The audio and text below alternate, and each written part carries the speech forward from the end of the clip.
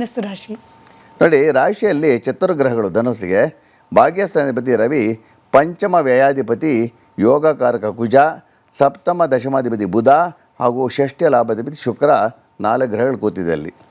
ಈ ಚತುರ್ಥ ಗ್ರಹಗಳ ಮೇಲೆ ಶನಿಯ ದಶಮ ದೃಷ್ಟಿ, ಹಾಗೆಯೇ ರಾಶಿಯ ಮೇಲೆ ಚತುರ್ಥಾಧಿಪತಿ ವಕ್ರ ಗುರುವಿನ ದೃಷ್ಟಿಯೂ ಇದೆ. ಈ 3 ರಾಶಿಗಳು ದ್ವಿಸ್ವಭಾವ ರಾಶಿಗಳಾಗಿರೋದ್ರಿಂದ ಒಂದು ಯೋಗ ಉತ್ಪತ್ತಿಯಾಗುತ್ತೆ. ಆ ಯೋಗದ ಹೆಸರೇನೆಂದರೆ ಯಮಧರ್ಮ ಯೋಗ ಅಂತ ಹೆಸರು. ಅಂದರೆ ಗಾಬರಿ ಪಡಬಾರ್ದು, ಇದಕ್ಕೆ ಹೆಸರು ಯಮಧರ್ಮ ಯೋಗ ಅಂತ.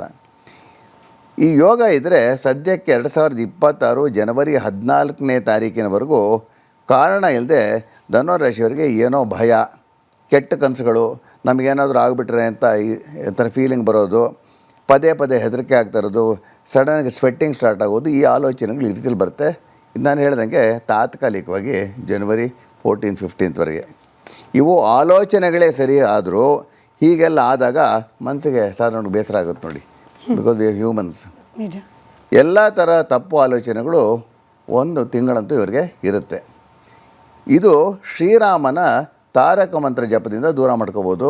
ಶ್ರೀರಾಮನ ಬಗ್ಗೆ ಯಾಕೆ ಹೇಳ್ತಾ ಇದ್ದೀನಿ ಅಂದರೆ, ಧನುಸ್ಸು ಬಂದ್ಬಿಟ್ಟು ಕೋದಂಡ ರಾಶಿ ಅಂತೀವಿ. ಸೊ ಕೋದಂಡರಾಮಂದು ಈ ತಾರಕ ಮಂತ್ರ ಬಹುಶಃ ಎಲ್ರಿಗೂ ಗೊತ್ತಿರುವಂಥದ್ದೇ. ಶ್ರೀರಾಮ್ ಜಯ ರಾಮ್ ಜಯ ಜಯ ರಾಮ್, ಶ್ರೀರಾಮ್ ಜಯ ರಾಮ್ ಜಯ ಜಯ ರಾಮ್ ಅಂತ.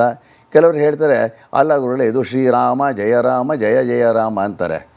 ಅದೇನೋ ಸರಿ, ನೀವು ಮೋಕ್ಷ ಪ್ರಾಪ್ತಿಗೆ ಅಂದರೆ ಹಂಗೆ ಮಾಡ್ಕೋಬೋದು. ರಾಮ ಅನ್ನೋದು ನಾಮ, ರಾಮ್ ಅನ್ನೋದು ಬೀಜ ಮಂತ್ರ. ಓಕೆ. ಸೊ ಇದು ದೇವರೇನಾದ್ರು ನಮಗೆ ಚಾಯ್ಸ್ ಕೊಡ್ತಾನೆ. ಈ ಕಡೆ ಒಂದು ಲಾಡು, ಈ ಕಡೆ ಒಂದು ಚಿರೋಟಿ, ನಿಮ್ಗೆ ಯಾವ್ದು ಬೇಕಾದ್ರೂ ಒಂದು ತಿನ್ನಿ ಅಂತ.